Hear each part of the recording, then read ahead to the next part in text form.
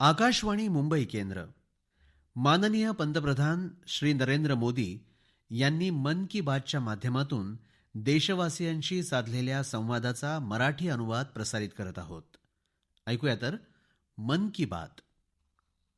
माझ्या प्रिय देशवासियांनो, नमस्कार. मन की बात मध्ये पुन्हा आपलं स्वागत आहे.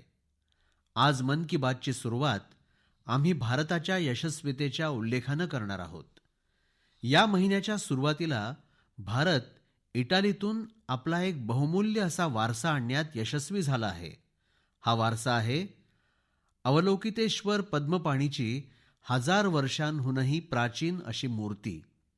ही मूर्ती काही वर्षांपूर्वी बिहारच्या गयाजीमधील देवीचं स्थान कुंडलपूर मंदिरातनं चोरीस गेली होती. परंतु भरपूर प्रयत्न करून अखेर भारताला ही मूर्ती परत मिळाली आहे. अशीच काही वर्षांपूर्वी तमिळनाडूच्या वेल्लूरहून भगवान अंजनेयर हनुमानाची मूर्ती चोरीस गेली होती. हनुमानाची ही मूर्ती सुद्धा 600 ते 700 वर्ष प्राचीन होती. या महिन्याच्या सुरुवातीला ऑस्ट्रेलियातून आम्हाला ही मूर्ती प्राप्त झाली असून आमच्या मोहिमेला ती मिळाली आहे. मित्रांनो, हजारो वर्षांच्या आमच्या इतिहासात देशाच्या कानाकोपऱ्यात एकाहून एक सुरेख मूर्ती बनवल्या गेल्या. त्यामध्ये श्रद्धा होती, शक्ती होती, कौशल्यही होतं आणि त्या वैविध्यपूर्णतेनं भरलेल्या होत्या. आमच्या प्रत्येक मूर्तीमध्ये तत्कालीन काळाचा प्रभाव दिसून येतो.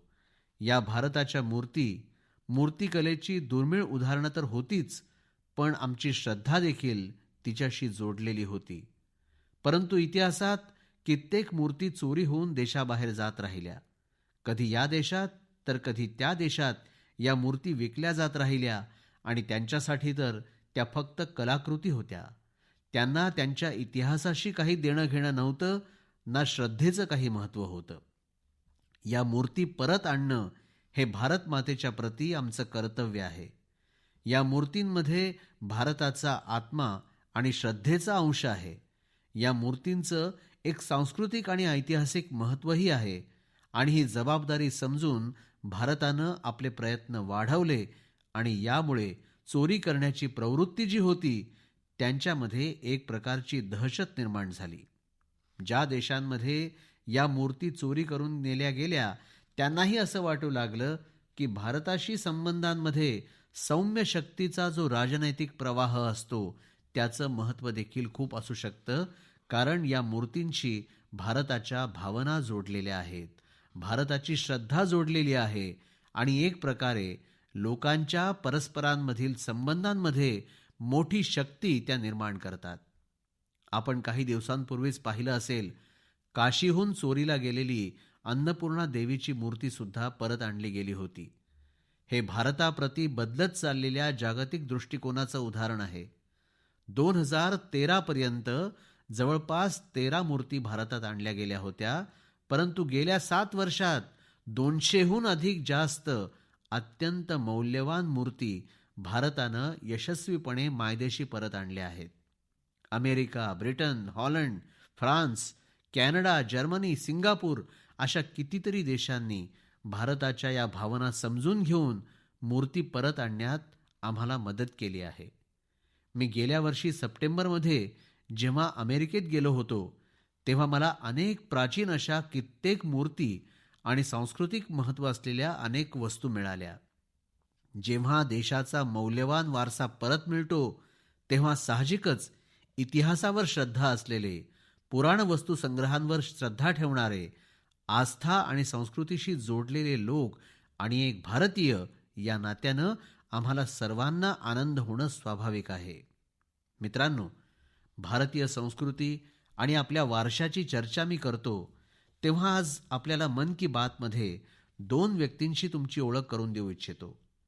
आजकाल फेसबुक, ट्विटर आणि इंस्टाग्रामवर टांझानियाचे 2 भाऊ बहीण किली पॉल आणि त्यांची बहीण निमा चर्चेमध्ये आहेत आणि मला पक्का विश्वास आहे की आपण देखील त्यांच्याबद्दल जरूर ऐकलं असेल, पाहिलं असेल. त्यांच्यामध्ये भारतीय संगीताच्या बाबतीत एक वेडच आहे, तीव्र आवड आहे आणि याच कारणानं ते दोघंही अत्यंत लोकप्रिय आहेत. लिप सिंगच्या त्यांच्या पद्धतीवरून हे लक्षात येतं की यासाठी ते किती प्रचंड प्रमाणात कष्ट घेतात. नुकतंच आमच्या प्रजासत्ताक दिनी आमचं राष्ट्रगीत जन गण मन गाताना त्यांचा व्हिडिओ भरपूर प्रमाणात पाहिला गेला होता. काही दिवसांपूर्वी त्यांनी लता दीदींचं गीत गाऊन त्यांनाही भावपूर्ण श्रद्धांजली अर्पण केली होती. मी या अद्भुत सर्जनशीलतेसाठी या दोघाही भावा बहिणींची, किली आणि निमा यांची खूप प्रशंसा करतो. काही दिवसांपूर्वी टांझानियामध्ये भारतीय वकिलातीत त्यांना सन्मानितही करण्यात आलं आहे. भारतीय संगीताची ही जादू आहे की सर्वांना तिची भुरळ पडते. मला आठवतं, काही वर्षांपूर्वी जगात 150हून अधिक देशातल्या गायक आणि संगीतकारांनी आपापल्या देशात आपापल्या वेशभूषेमध्ये पूज्य बापूंना अत्यंत प्रिय असलेलं भजन वैष्णव जन हा गाण्याचा यशस्वी प्रयोग केला होता. आज भारत आपल्या स्वातंत्र्याचा अमृत महोत्सव साजरा करत आहे, तेव्हा देशभक्तीपर गीतांच्या संदर्भात असे प्रयोग केले जाऊ शकतात, जिथं परदेशी नागरिकांना, त्यांच्या प्रसिद्ध गायकांना भारतीय देशभक्तीपर गीतं गाण्यासाठी आमंत्रित केलं जावं. इतकंच नव्हे तर टांझानियामधील किली आणि निमा भारताच्या गीतांना या प्रकारे लिपसिंग करू शकतात, तर काय माझ्या देशात आमच्या अनेक भाषांमधली अनेक प्रकारची गीतं आहेत. आम्ही गुजराती मुलं तामिळ गीतांवर तसं करू शकत नाही का? किंवा केरळची मुलं आसामी गीतांवर तसं करू शकतात. कन्नड मुलं जम्मू काश्मीरच्या गीतांवर लिपसिंग करू शकतात. असं एक वातावरण आपण बनवू शकतो, ज्यात एक भारत श्रेष्ठ भारतचा अनुभव आम्ही घेऊ शकतो. इतकंच नव्हे तर आम्ही स्वातंत्र्याचा अमृत महोत्सव एका वेगळ्या पद्धतीनं अवश्य साजरा करू शकतो. तेव्हा मी देशातील नवतरुणांना आवाहन करतो की या भारतीय भाषांमधील जी लोकप्रिय गीतं आहेत त्यावर आपण आपल्या पद्धतीनं व्हिडिओ बनवा. खूप लोकप्रिय होऊन जाल आपण आणि देशातल्या वैविध्याची ओळख नव्या पिढीला होईल. माझ्या प्रिय देशवासियांनो, आताच काही दिवसांपूर्वी आपण मातृभाषा दिन साजरा केला. जे विद्वान आहेत ते मातृभाषा शब्द कुठून आला, त्याची उत्पत्ती कशी झाली, याबाबत खूपशी पांडित्यपूर्वक माहिती देऊ शकतील. मी तर भाषेबद्दल इतकंच म्हणेन की आपलं जीवन आपली आई जशी घडवत असते, तसंच आपली मातृभाषा देखील आपलं जीवन घडवत असते. आई आणि मातृभाषा दोन्ही मिळून जीवनाचा पाया मजबूत करतात, चिरस्थायी करतात. जसं आपण आपल्या आईला सोडू शकत नाही, तसंच आपल्या मातृभाषेलाही सोडू शकत नाही. मला खूप वर्षांपूर्वीची एक गोष्ट आजही लक्षात आहे. जेव्हा मला अमेरिकेला जाणं भाग पडलं, तेव्हा वेगवेगळ्या कुटुंबांमध्ये जाण्याची संधी मिळत असे. एकदा मला तेलुगू कुटुंबात जाण्याची संधी मिळाली आणि मला एक आनंददायक दृश्य दिसलं. त्यांनी मला सांगितलं की आम्ही कुटुंबासाठी एक नियम तयार केला आहे. कितीही काम असो, परंतु आम्ही शहराच्या बाहेर जर नसू तर कुटुंबातील सर्व सदस्य रात्रीचं जेवण टेबलवर एकत्र बसूनच घेणार. आणि दुसरा नियम म्हणजे रात्रीच्या जेवणाच्या टेबलवर सारे सदस्य तेलुगूमधूनच बोलतील. जी मुलं त्या कुटुंबात जन्माला आली होती त्यांना देखील हाच नियम लागू होता. आपल्या मातृभाषेप्रती त्यांचं हे प्रेम पाहून मी या कुटुंबामुळे खूपच प्रभावित झालो. मित्रहो, स्वातंत्र्याच्या 75 वर्षांनंतरही काही लोक एक प्रकारच्या मानसिक द्वंद्वात जगत आहेत, ज्यामुळे त्यांना आपली भाषा, आपला पोशाख, आपल्या खाण्यापिण्याच्या सवयी याबद्दल एक प्रकारचा संकोच वाटतो. जगात इतरत्र खरं तर असं कुठंच नाही. आमची मातृभाषा आहे, आम्ही ती गर्वानं बोलली पाहिजे आणि आमचा भारत तर भाषांच्या बाबतीत इतका समृद्ध आहे की त्याची तुलनाच होऊ शकत नाही. आमच्या भाषांचं सर्वात मोठं सौंदर्य हे आहे की काश्मीरपासून कन्याकुमारीपर्यंत, कच्छपासून कोहिमापर्यंत शेकडो भाषा, हजारो बोलीभाषा या एकमेकांपेक्षा वेगळ्या असल्या तरी एक दुसरीमध्ये रचलेल्या आणि समाविष्ट झालेल्या आहेत. भाषा अनेक आहेत, पण भाव एकच आहे. कित्येक शतकांपासून आमच्या भाषा एकमेकींकडून शिकत स्वतःला अत्याधुनिक बनवत आल्या आहेत, एकमेकींचा विकास करत आहेत. भारतातली तमिळ भाषा ही जगातली सर्वात प्राचीन भाषा आहे आणि याचा प्रत्येक भारतीयाला गर्व असला पाहिजे की जगातील इतकी मोठी परंपरा आमच्याकडे आहे. याच प्रकारे जितकी प्राचीन धर्मशास्त्र आहेत त्यांची अभिव्यक्ती सुद्धा आमची संस्कृत भाषाच आहे. भारतीय लोक जवळपास 121 मातृभाषांमध्ये जोडले गेले आहेत. याचा आम्हाला अभिमान असला पाहिजे. आणि यातील 14 भाषा तर अशा आहेत ज्या 1 कोटीहून अधिक लोक दैनंदिन आयुष्यात बोलतात. म्हणजे जितकी युरोपियन देशांची एकूण लोकसंख्या नाही त्यापेक्षा जास्त लोक आमच्या विविध 14 भाषांशी जोडले गेले आहेत. सन 2019 मध्ये हिंदी ही जगातील सर्वाधिक बोलली जाणारी भाषा ती भाषांमध्ये 3ऱ्या क्रमांकावर होती. याचा प्रत्येक भारतीयाला अभिमान वाटला पाहिजे. भाषा ही केवळ अभिव्यक्तीचं माध्यम नाही, तर भाषा समाजाची संस्कृती आणि परंपरांना वाचवण्याचं काम करत असते. आपल्या भाषेच्या परंपरेला वाचवण्याचं काम सुरिनामचे सुरजन परोहीजी करत आहेत. या महिन्याच्या 2 तारखेला ते 84 वर्षांचे झाले आहेत. त्यांचे पूर्वज कित्येक वर्षांपूर्वी हजारो कामगारांच्या बरोबर रोजीरोटीसाठी सुरिनामला गेले होते. सुरजन परोही हिंदीमध्ये खूप चांगल्या कविता करतात आणि तिथं त्यांचं नाव राष्ट्रीय कवींमध्ये घेतलं जातं. म्हणजे आजही त्यांच्या हृदयात भारत असतो आणि त्यांच्या कार्याला हिंदुस्तानी मातीचा सुगंध आहे. सुरिनामच्या नागरिकांनी सुरजन परोहीजी यांच्या नावे एक संग्रहालय बनवलं आहे. 2015 मध्ये त्यांना सन्मानित करण्याची संधी मला मिळाली होती. ही माझ्यासाठी अत्यंत सुखद गोष्ट आहे. मित्रहो, आजच्या दिवशी 27 फेब्रुवारीला मराठी भाषा गौरव दिन आहे. सर्व मराठी बंधू भगिनींना मराठी भाषा दिनाच्या हार्दिक शुभेच्छा. हा दिवस मराठी कविवर्य विष्णू वामन शिरवाडकरजी तथा कुसुमाग्रज यांना समर्पित आहे. आज कुसुमाग्रज यांची जयंतीही आहे. कुसुमाग्रजांनी मराठीमध्ये कविता केल्या, अनेक नाटकं लिहिली आणि मराठी साहित्याला नवी उंची दिली. मित्रांनो, आमच्याकडे भाषेची आपल्या स्वतःची अशी वैशिष्ट्ये आहेत. मातृभाषेचं स्वतःचं विज्ञान आहे. हे विज्ञान समजून घेऊन राष्ट्रीय शिक्षण धोरणात स्थानिक भाषेतनं शिकण्यावर जोर दिला गेला आहे. आमचे व्यावसायिक अभ्यासक्रम देखील स्थानिक भाषांमधून शिकवले जावेत यासाठी प्रयत्न केले जात आहेत. स्वातंत्र्याच्या अमृत महोत्सवी काळात या प्रयत्नांना आपण सर्वांनी मिळून वेग दिला पाहिजे. हे स्वाभिमानाचं काम आहे आणि माझी अशी इच्छा आहे की आपल्यातील जे कोणी मातृभाषा बोलतात त्यांनी तिच्या वैशिष्ट्यांबद्दल काही ना काही जाणून घ्यावं आणि काही ना काहीतरी लिहावं. मित्रहो, काही दिवसांपूर्वी माझी भेट माझे मित्र आणि केनियाचे माजी पंतप्रधान राईला ओडिंगाजी यांच्याशी झाली. ही भेट अत्यंत मनोरंजक तर होतीच, पण अतिशय भावनाप्रधानही होती. आम्ही खूप चांगले मित्र झालो आणि मनमोकळेपणी खूप साऱ्या गप्पाही मारल्या. जेव्हा आम्ही चर्चा करत होतो तेव्हा ओडिंगाजींनी आपल्या कन्येच्या बाबतीत माहिती दिली. त्यांची कन्या रोजमेरी हिला मेंदूचा ट्यूमर झाला आणि त्यासाठी त्यांना आपल्या मुलीवर शस्त्रक्रिया करावी लागली होती. परंतु त्याचा दुष्परिणाम असा झाला की रोजमेरीच्या डोळ्यातील दृष्टी जवळजवळ गेली आणि तिला दिसणंच बंद झालं. आता आपण कल्पना करू शकाल की त्यांच्या कन्येचे काय हाल झाले असतील आणि एक वडील म्हणून त्यांच्या मनस्थितीचा अंदाज आपण लावू शकतो, त्यांच्या भावना समजू शकतो. त्यांनी जगभरातील रुग्णालयांमध्ये इलाज केले. जगातील एकही असा मोठा देश राहिला नसेल जिथं त्यांनी कन्येच्या उपचारांसाठी भरपूर प्रयत्न केले. जगातील मोठमोठे देश त्यांनी पिंजून काढले, परंतु यश मिळालं नाही.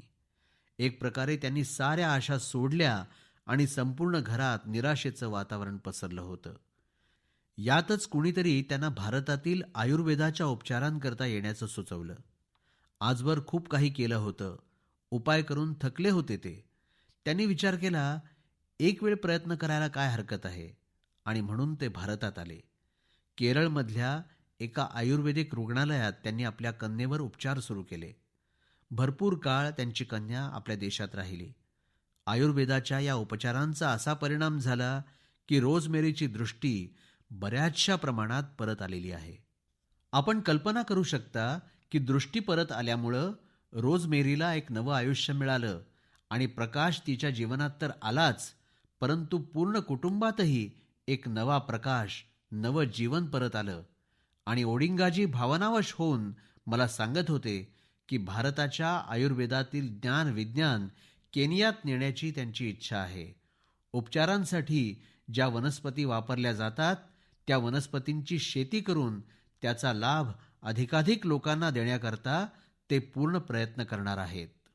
आपल्या भूमीवरून आणि आपल्या परंपरेच्या माध्यमातून कोणाच्या तरी आयुष्यातून एवढं मोठं दुःख दूर झालं, ही माझ्यासाठी खूप आनंदाची गोष्ट आहे. हे ऐकून तुम्हालाही नक्कीच आनंद होईल. कुठल्या भारतीयाला याचा अभिमान वाटणार नाही? केवळ ओडिंगाजीच नाही, तर जगभरातील कोट्यावधी लोक आयुर्वेदापासून लाभान्वित होत आहेत, हे आपल्या सर्वांनाच माहीत आहे. ब्रिटनचे प्रिन्स चार्ल्स हे सुद्धा आयुर्वेदाचे मोठे चाहते आहेत.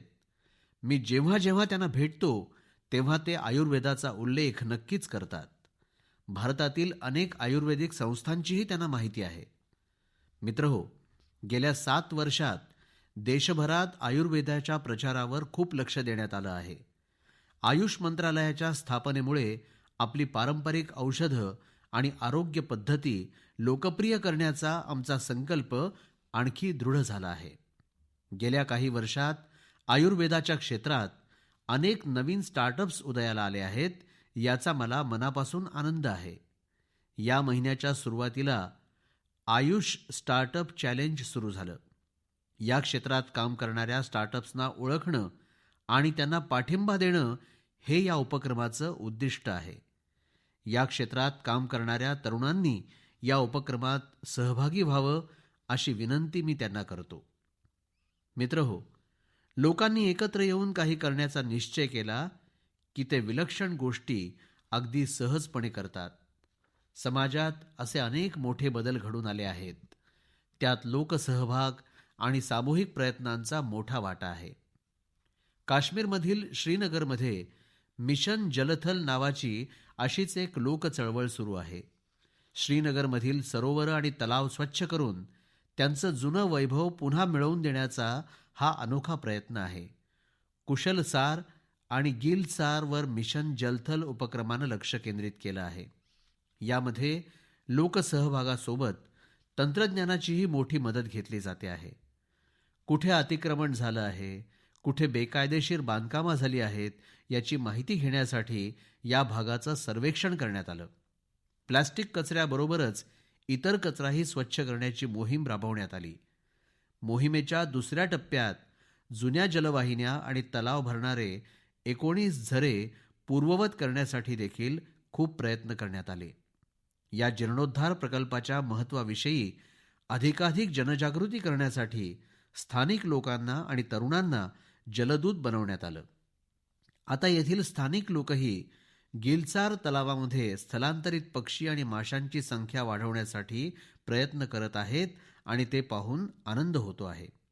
असे विलक्षण प्रयत्न करणाऱ्या श्रीनगरच्या जनतेचं मी मनापासून अभिनंदन करतो. मित्रहो, 8 वर्षांपूर्वी देशानं हाती घेतलेल्या स्वच्छ भारत मोहिमेची व्याप्तीही काळाच्या ओघात वाढत गेली. नवनवीन शोधांचीही भर पडत गेली. तुम्ही भारतात कुठेही गेलात तरी प्रत्येक ठिकाणी स्वच्छतेसाठी काही ना काही प्रयत्न सुरू असल्याचं दिसून येईल. आसाममधील कोक्राझारमध्ये सुरू असलेल्या अशाच एका प्रयत्नाबद्दल मला माहिती मिळाली आहे. मॉर्निंग वॉकर्सच्या एका गटानं या भागात स्वच्छ आणि हरित कोक्राझार मोहिमेअंतर्गत एक अतिशय स्तुत्य उपक्रम हाती घेतला आहे. या सर्वांनी नवीन उड्डाणपूल परिसरातील 3 किलोमीटर लांबीच्या रस्त्याची स्वच्छता करून स्वच्छतेचा प्रेरक संदेश दिला. तसंच विशाखापट्टणममध्ये स्वच्छ भारत मोहिमेअंतर्गत पॉलिथिन ऐवजी कापडी पिशव्यांचा प्रसार केला जात आहे. पर्यावरण स्वच्छ ठेवण्यासाठी येथील लोक एकल वापर प्लास्टिकच्या उत्पादनांविरोधात मोहीम राबवत आहेत. त्याचबरोबर हे लोक घरातील कचऱ्याचं वर्गीकरण करण्यासाठी जनजागृती करत आहेत. मुंबईच्या सोमय्या महाविद्यालयातील विद्यार्थ्यांनी देखील आपल्या स्वच्छता मोहिमेला सौंदर्यीकरणाची जोड दिली आहे. त्यांनी कल्याण रेल्वे स्थानकाच्या भिंतींवर सुंदर चित्र काढली आहेत. राजस्थानमधील सवाई माधोपूरमधल्या एका प्रेरणादायी उदाहरणाची माहितीही मला मिळाली आहे. तिथल्या तरुणांनी रणथंबोरमध्ये मिशन बीट प्लास्टिक नावाची मोहीम सुरू केली आहे. या मोहिमेअंतर्गत रणथंबोरच्या जंगलातून प्लास्टिक आणि पॉलिथिन हद्दपार करण्यात आलं आहे. प्रत्येकानं प्रयत्न करावेत या भावनेतून देशात लोकसहभाग मजबूत होतो आणि जेव्हा लोकसहभाग असतो तेव्हा मोठी उद्दिष्ट नक्कीच पूर्ण होतात.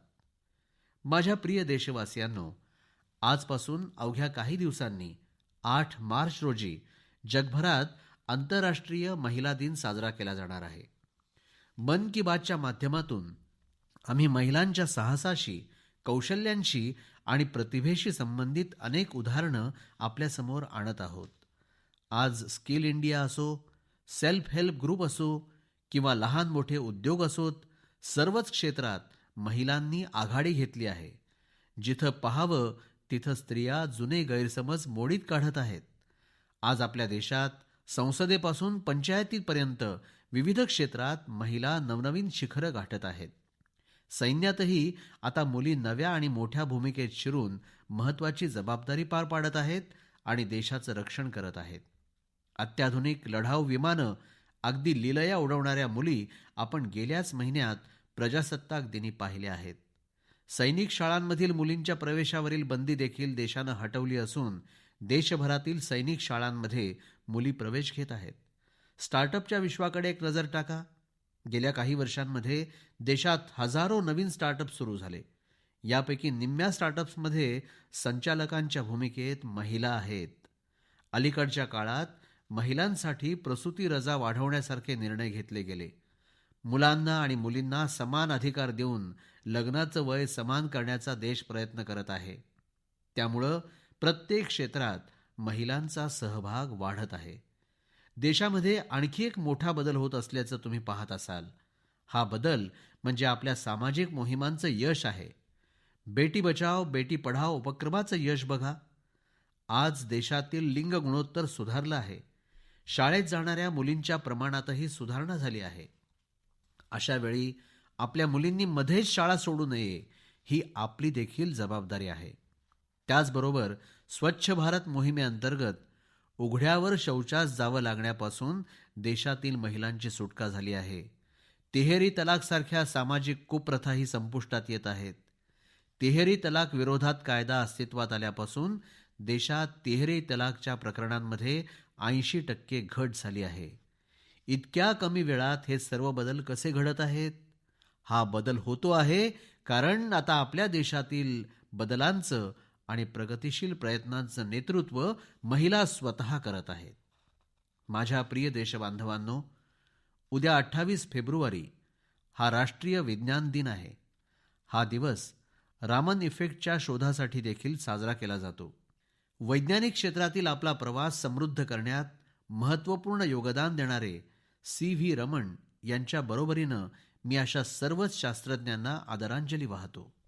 मित्रहो, तंत्रज्ञानानं आपलं आयुष्य अधिक सोपं आणि सुलभ करून आपल्या आयुष्यात मोलाचं स्थान प्राप्त केलं आहे.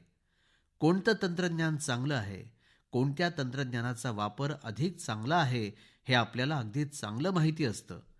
पण त्या तंत्रज्ञानाला कशाचा आधार आहे, त्यामागचं शास्त्र काय आहे, हे आपल्या कुटुंबातील मुलांना समजलं पाहिजे.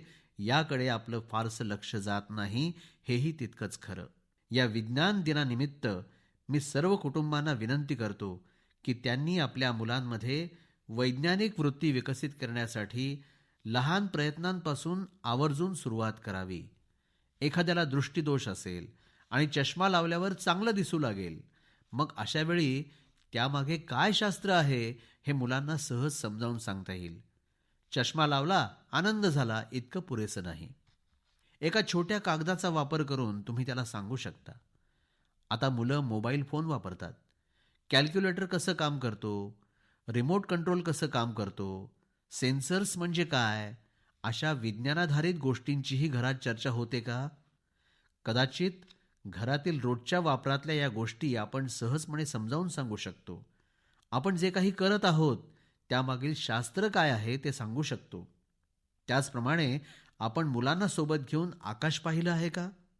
रात्रीच्या वेळी ताऱ्यांबद्दल गप्पा झाल्या असतील, आकाशात वेगवेगळ्या प्रकारची नक्षत्र दिसतात, त्यांच्याबद्दल सांगा. असं करून तुम्ही मुलांमध्ये भौतिकशास्त्र आणि खगोलशास्त्राबद्दल उत्सुकता निर्माण करू शकता. आजकाल अनेक ॲप्स देखील आहेत, ज्यावरून तुम्ही तारे आणि ग्रह शोधू शकता किंवा आकाशात दिसणारा तारा ओळखू शकता, त्याबद्दल अधिक जाणून घेऊ शकता. आपल्या स्टार्टअप्सनी त्यांची कौशल्य आणि वैज्ञानिक निपुणतेचा वापर राष्ट्र उभारणीशी संबंधित कामात करावा, असं मी सांगू इच्छितो. देशाप्रती ही आपली सामूहिक वैज्ञानिक जबाबदारी आहे. आभासी सत्याच्या आजच्या जगात आपले स्टार्टअप्स खूपच छान काम करत आहेत, हे मी पाहतो आहे. आभासी वर्गांच्या आजच्या या काळात मुलांना डोळ्यासमोर ठेवून अशीच एखादी आभासी प्रयोगशाळाही बनवता येईल. अशा आभासी विकल्पाच्या माध्यमातून आपण मुलांना रसायनशास्त्र प्रयोगशाळेचा अनुभव घर बसल्या देऊ शकतो. शिक्षकांनी आणि पालकांनी सर्व विद्यार्थ्यांना आणि मुलांना प्रश्न विचारण्यासाठी प्रोत्साहन द्यावं आणि त्यांच्यासोबत मिळून प्रश्नांची योग्य उत्तरं शोधावीत, अशी विनंती मी करतो. कोरोना विरुद्धच्या लढाईत भारतीय शास्त्रज्ञांच्या भूमिकेचं आज मला कौतुक करायचं आहे. त्यांच्या कठोर परिश्रमांमुळेच भारतीय बनावटीची लस तयार करणं शक्य झालं, जी अवघ्या जगाच्या कामी आली. ही विज्ञानानं मानवाला दिलेली देणगी आहे.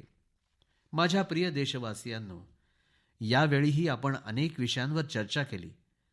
येत्या मार्च महिन्यात अनेक सण उत्सव येत आहेत. महाशिवरात्र आहे आणि आता काही दिवसांनी तुम्ही सर्वजण होळीच्या तयारीलाही लागाल. होळी हा सण आपल्याला एकत्र आणणारा सण आहे.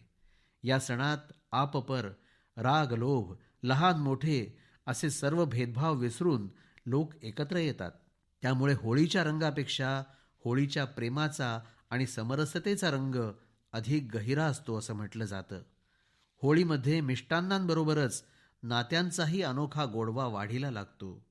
ही नाती आपल्याला आणखी दृढ करायची आहेत आणि केवळ आपल्या कुटुंबातील लोकांशीच नाही, तर आपल्या विशाल कुटुंबाचा भाग असणाऱ्या सर्वांबरोबरची नाती आपल्याला दृढ करायची आहेत. हे करण्याचा सर्वात महत्त्वाचा मार्ग सुद्धा आपण लक्षात ठेवायचा आहे. व्होकल फॉर लोकलच्या माध्यमातून आपण आपले सण साजरे करायचे आहेत. आपण सण उत्सवांच्या काळात स्थानिक उत्पादनं खरेदी केली पाहिजेत. त्यामुळे आपल्या आजूबाजूला राहणाऱ्या लोकांच्या जीवनातही रंग भरले जातील, त्यांनाही चैतन्य लाभेल. ज्या उमेदीनं आपला देश कोरोना विरुद्धची लढाई लढत आहे आणि पुढे जात आहे, त्यामुळे सण साजरे करण्याचा उत्साह देखील अनेक पटींनी वाढला आहे. याच उमेदीसह आपण आपले सण साजरे करायचे आहेत आणि त्याचबरोबर पुरेशी काळजीही घ्यायची आहे. मी आपणा सर्वांना येणाऱ्या सणांच्या अनेक शुभेच्छा देतो. तुमच्या गोष्टींची, पत्रांची आणि संदेशांची मी नेहमीच आतुरतेनं वाट पाहत असतो. खूप खूप धन्यवाद. श्रोतेहो, आताच आपण माननीय पंतप्रधान श्री नरेंद्र मोदी यांनी मन की बातच्या माध्यमातून देशवासियांशी साधलेल्या संवादाचा मराठी अनुवाद ऐकलात. ही आकाशवाणीच्या मुंबई केंद्राची निर्मिती होती.